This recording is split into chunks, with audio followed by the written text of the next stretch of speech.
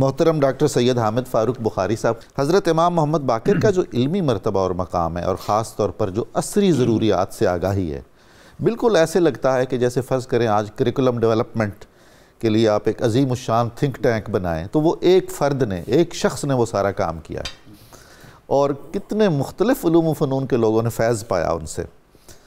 معروف تلامذہ بھی آپ کے ایسے ایسے اکابر ہیں۔ بسم اللہ الرحمن الرحیم۔ بہت شکریہ حضور والا۔ آج کی حاضری تو کوئی اس میں شک نہیں کہ حضرت سیدنا امام باقر علیہ السلام کے تصرف سے اور آپ کے کرامت سے ممکن ہو سکی ہے۔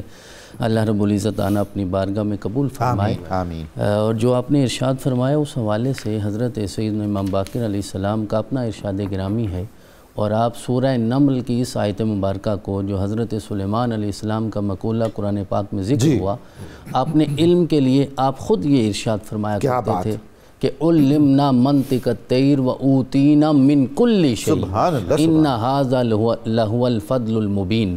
یعنی اللہ رب العزت نے جتنے بھی علوم ہیں جن کے بارے میں قرآن کہتا ہے کہ وعلم آدم الاسماء کلھا، تو لگتا یہ ہے کہ وہ سارے علوم رب رحمان نے اہل بیت اطہار کو عطا فرما دیے، اور حضرت سیدنا امام باقر علیہ السلام تو پھر اس قافلہ کے سالار ہیں جن کو میرے رب نے یہ برکتیں عطا فرمائی۔ یہاں یہ جملہ میں عرض کرنا چاہوں گا کہ حضرت سیدنا امام باقر علیہ السلام کے زمانے میں جو اموی حکومت تھی اس کا کیونکہ چراغ گل ہونا شروع ہو گیا تھا اور وہ اپنے انجام کو پہنچ رہے تھے، اس لیے اہل بیت اطہار کی طرف ظلم کے اعتبار سے ان کی وہ توجہ نہیں تھی جو بعد میں آنے والے ائمہ کرام کو سامنا کرنا پڑا۔ اب اس زمانے میں اس دور میں جتنا موقع ملا آپ نے پھر وہ علم کی روشنی کو آگے پھیلایا، ورنہ مجھے لگتا یہ ہے کہ اس گھر میں سارے باقر العلوم ہیں، لیکن آپ نے اپنے زمانے کے اعتبار سے وہ کام کرتے رہے ہیں۔ حضرت امام تقی علیہ السلام ہوں، حضرت امام نقی علیہ السلام ہوں، حضرت امام حسن عسکری ہوں، یا ان سے پہلے جتنے بھی ائمہ ہیں، تو سب نے اسی طرح دین کی خدمت کی ہے۔ روضۃ الصفا میں آپ کا ایک قول منقول ہے کہ آپ ارشاد فرماتے ہیں قسم ہے اس ذات کی کہ جس نے زمین اور آسمان میں سے ہمیں منتخب کیا ہے، اللہ رب العزت نے منتخب کیا ہے ہمیں، اور آپ نے سارے علوم کے خزانوں کا ہمیں وارث بنایا ہے۔ یہ آپ خود ارشاد فرما رہے ہیں، اور ہم شجرہ نبوت ہیں اور ہم معدن حکمت ہیں۔ یعنی آپ نے صرف ظاہری قرآن کے علوم یا حدیث کے علوم یا فقہ کے علوم یا علم الکلام یا تنزیل یا تعویل پہ کام نہیں کیا، نہ منطق پہ صرف کام کیا ہے، آپ کو اللہ رب العزت نے اس گھر میں پیدا فرمایا ہے کہ آپ کے جد معلم حکمت بھی ہیں، صرف معلم کتاب نہیں۔ تو آپ نے وہ علم پھیلایا ہے تو حکمت کے ساتھ کہ ادعو الی سبیل ربک بالحکمہ والموعظۃ الحسنہ وجادلہم باللتی ہی احسن۔ تو آپ نے ارشاد فرمایا کہ ہم شجرہ نبوت ہیں، ہم معدن حکمت ہیں، ہمارے گھر میں وہی نازل ہوتی رہی ہے، تزکیہ کرنے والے بھی ہیں جی، ہمارے گھر میں وہی نازل ہوتی رہی ہے، ہمارے گھر میں فرشتے حاضر ہوتے رہے، اور پھر ان ساری چیزوں کے بعد آپ ایک نتیجہ دیا کرتے تھے، اور وہ یقیناً ہم سب کے لیے زیادہ راہ ہے۔ آپ ارشاد فرماتے ہیں کہ اسی علمی مقام کو دیکھ کر آج کے دنیا کے ظاہری حکمرانوں کو ہم سے حسد ہو جاتا ہے، وہ برداشت نہیں کر پاتے، حالانکہ اللہ کی جناب میں ہمارا مقام بہت عرفہ ہے، بہت بلند ہے۔ وَقَانَ زَاہِدًا عَالِمًا، آپ صرف عالم نہیں تھے، زاہد عالم تھے۔ آج بھی ہمیں ضرورت ہے، علماء تو بہت ہو گئے لیکن زاہد علماء کم ہو گئے۔ اچھا، یہاں زہد کو مقدم رکھا، علم پر زہد کو مقدم رکھا، اور زہد کی چاشنی نظر آتی ہے آپ کے علم میں، اور اسی لیے راوی یہ کہتا ہے کہ آپ کی مجلس میں جب علماء آتے تھے، اور اس کی طرف قبلہ نے اشارہ بھی کیا، جو اپنی ذات میں تو اپنے آپ کو بہت بڑا عالم سمجھتے تھے، لیکن جب آپ کی خدمت میں آتے احسوا انہم عیال علیہ وتلامیذ بین یدیہ، جب آپ کے سامنے آتے تو لگتا ہم تو آپ کے محتاج ہیں، جو ملتا یہیں سے ملتا ہے۔ وَلِذَالِكَ لُقِّبَ بِالْبَاقِرِ، اسی وجہ سے آپ کو باقر کہا جاتا ہے کہ آپ باقر العلوم ہیں۔ من باقر العلم واستخرج خفایاہ، آپ نے صرف علم کے چشمے نہیں آپ کی ذات سے آگے آئے، بلکہ آپ نے جو مخفی علوم تھے ان سے بھی پردہ اٹھایا، اور علم طریقت کو بھی ہمارے سامنے رکھا ہے، اور اس لیے اللہ رب العزت نے آپ کو یہ مقام اور یہ شان عطا فرمائی۔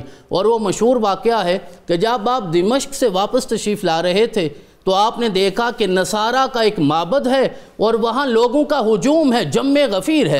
پوچھا تو پتا چلا کہ آج ان کا راہب باہر آئے گا اور وہ سال میں صرف ایک مرتبہ آتا ہے، اور لوگوں نے جو بھی علمی معلومات حاصل کرنی ہوتی ہیں آج اس کی خدمت میں چلے جاتے ہیں۔ آپ نے ارشاد فرمایا کہ میں بھی دیکھتا ہوں کہ یہ کیا معاملہ ہوتا ہے۔ آپ تشریف لے گئے، اب وہ بھی عالم تھا، تورات کا بھی، انجیل کا بھی، زبور کا بھی، اور ان ہستیوں کا ذکر تو تورات میں بھی ہے، زبور میں بھی ہے، انجیل میں بھی ہے، اور قرآن نے اس کی تصدیق کی ہے جو اپنے سے پہلی کتب ہیں۔ تو اس نے کہا کہ آپ نصارہ میں سے ہیں؟ آپ نے فرمایا نہیں، میں تو نصارہ میں سے نہیں ہوں۔ پھر اس نے جملہ بولا آپ جہلاء میں سے ہیں یا علماء میں سے ہیں؟ اب باقر العلوم نے یہ نہیں کہا میں بہت بڑا عالم ہوں، آپ نے کہا میں جاہل نہیں ہوں۔ سبحان اللہ۔ یہ وہ زاہد عالم ہوتا ہے جس کے اندر تواضع ہے، انکسار ہے، اور ہر وقت سر جھکا رہتا ہے۔ پھر اس نے کہا جی کہ میں آپ سے سوال کرنا چاہتا ہوں، میں اختصار کے ساتھ عرض کر رہا ہوں۔ اس نے سوال کیا، پہلا یہ بتائیے کہ وہ کون سا لمحہ ہے، کون سی ساعت ہے، کون سی گھڑی ہے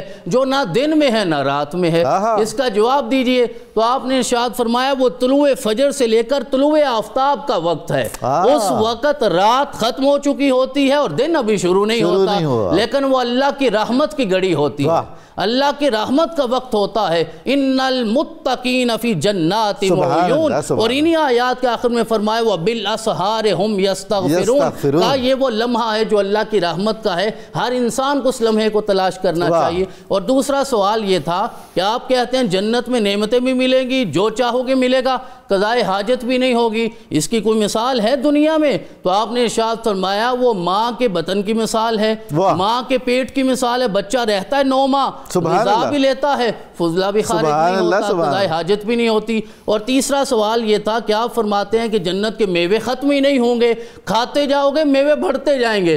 آپ نے فرمایا ایسے جیسے ایک چراغ ہے، اس سے 100 چراغ بھی جلاتے جاؤ، جو اصل چراغ ہے وہ قائم رہتا ہے۔ تو آپ نے ان سارے سوالات کے جب جوابات دیے تو پھر اس راہب نے کہا کہ جب تک یہ ہستی یہاں تشریف فرما ہے تم لوگ مجھ سے سوال نہیں کرو گے، ان سے کرو گے۔ ایک روایت کہتی ہے اللہ نے اسے ہدایت دی، آپ کے ہاتھ پہ ہاتھ رکھا، اللہ کی وحدانیت کی گواہی دی اور رسول اکرم کی رسالت کی۔ اور آخری جملہ یہ کہ حضرت علامہ ابن حجر مکی ارشاد فرماتے ہیں آپ کے علمی مقام کی روشنی میں کہ آپ کے علمی مقام کا انکار صرف وہی کرے گا جس کا دماغ فاسد ہو جائے، جس کا دل فاسد ہو جائے، جو بصیرت سے محروم ہو جائے۔ جسے اللہ نے بصیرت بخشی ہے وہ حضرت باقر العلوم کے در پہ حاضر ہوتا ہے۔ سبحان اللہ، سبحان اللہ، سبحان اللہ۔